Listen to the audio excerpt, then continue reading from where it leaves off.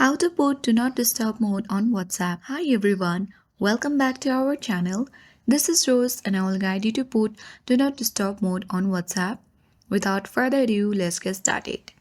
Launch Settings on your device. So note that there is no such built-in feature on WhatsApp that allows you to put Do Not Disturb mode. So you'll be required to put Do Not Disturb mode on your device itself. For that, you need to open Settings, navigate to Sounds and Vibration option and tap to access it. At the top, you'll have to find out Do Not Disturb. Tap on it, and once you do that, you can turn on the button for Do Not Disturb. This will mute all notifications other than alarms, timers, and calendar events. You can even tap on Schedules and set the schedules for Do Not Disturb.